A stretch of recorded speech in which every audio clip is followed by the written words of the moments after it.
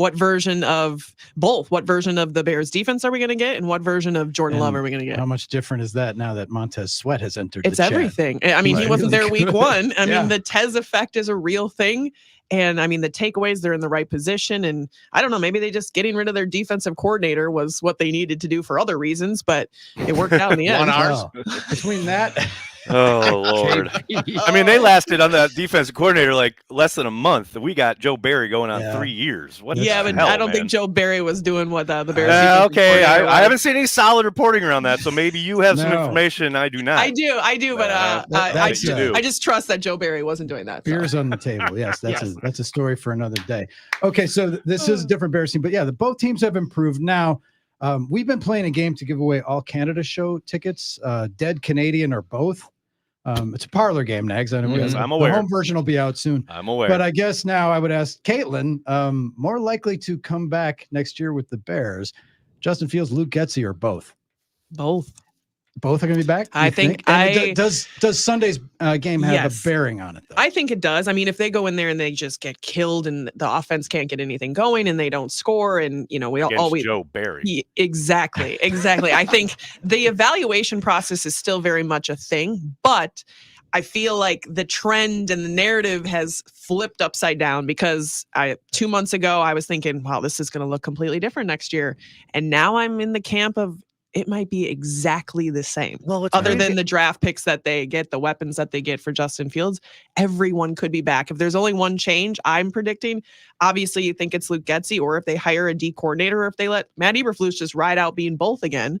But yeah, this is a big one. And Nags, doesn't it seem like LaFleur and other head coaches, if you're an offensive whiz kid, well, you can call this stuff, but with defenses, it's like, well, we don't want him calling isn't that weird? Why is there that disconnect, you think? I don't know, but it's funny how if you're looking for, explosive offense in the NFL, sure, you can hire a whiz-bang, up-and-coming offensive mind, but oftentimes if they're really successful, they're in and out the door real quick.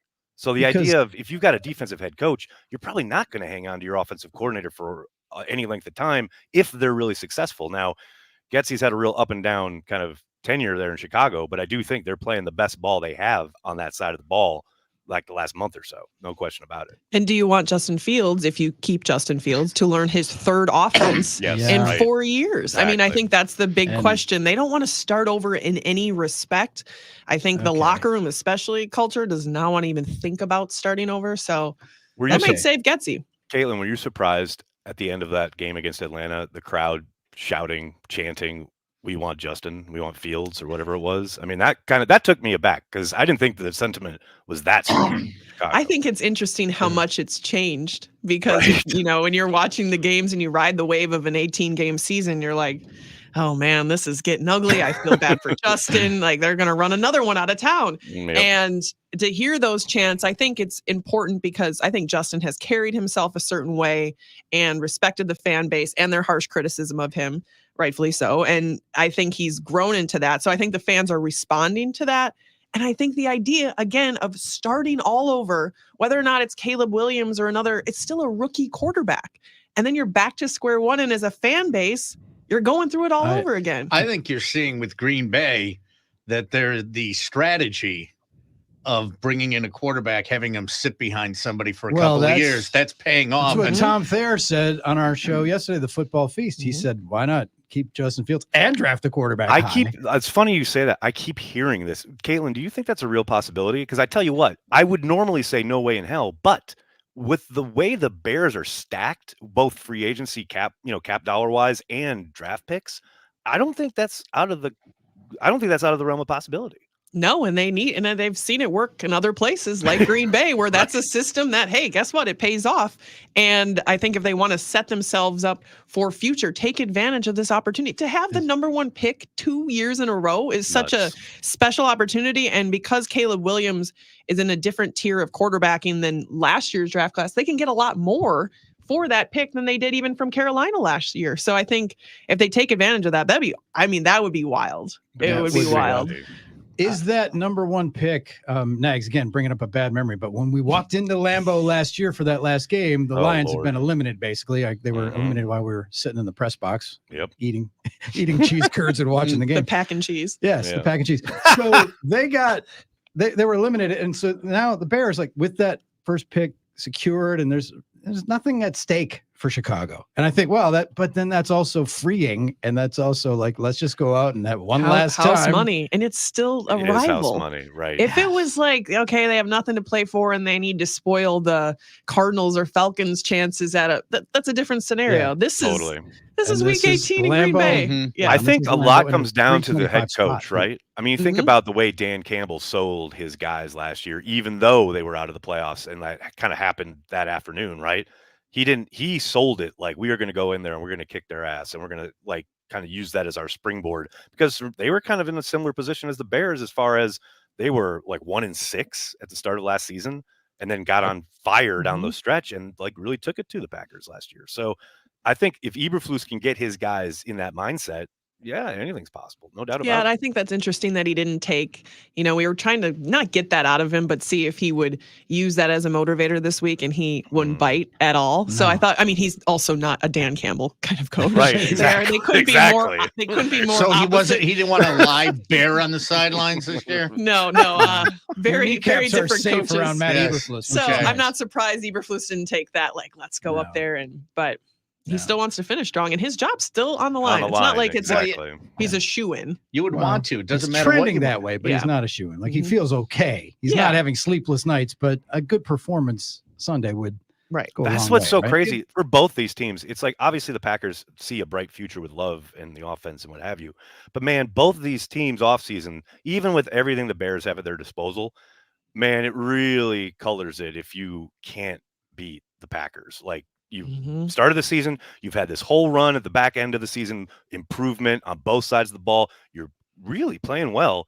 And then you go up to Lambeau and you get your butt kicked. Like that talk about a really deflating way to go into the offseason. Wouldn't that be great? Pretty tough. It would be awesome. That would be the second week in a row the Packers deflated a rival's fan base because Vikings fans were it's beautiful. I'm glad you brought that up. Okay, did you see? I want the panel's opinion on this. So earlier this afternoon, the Detroit Lions tweet out, we've spruced up the place. And they have a picture. They've hung a division championship banner, which is adorable. Already? Obviously. Oh, yeah. Adorable. Oh, yeah. Getting ready for the playoffs.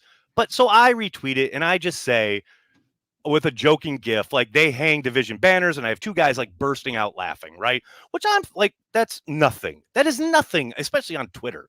But then I've got all these softies in my mentions that's so tasteless, that's so classless. It's like, that's being a division rival. When did we that's what has happened to the face of our fathers? That's so disappointing. That is being a fan of a team. Yes. We literally sing "The Bears Still Suck" when the Bears are in the stadium. Every day, this is every game day when I walk into Soldier Field, it's screw Green Bay. We hate the Packers. Like last week game, they were every singing. Game. Exactly. That's the equivalent of Red Sox fans saying Yankees suck. Yeah, exactly. It's ingrained. Isn't that and next, how can people rip the Lakers for putting up an in-season tournament banner? Oh dear God! Next to all the championship banners and retired numbers, and not rip the Lions for doing this. I mean, it's not like they're the Colts. Funny. Didn't the Colts put up a more ridiculous banner? 2014 AFC finalist, I believe, is the banner. Finalist? Yeah. What the hell is that? I don't know. They made the playoffs. What's a finalist? I have no idea. You're gonna have to ask Jim Irsay. I'm sure he was on a bender and was like, let's put that up there.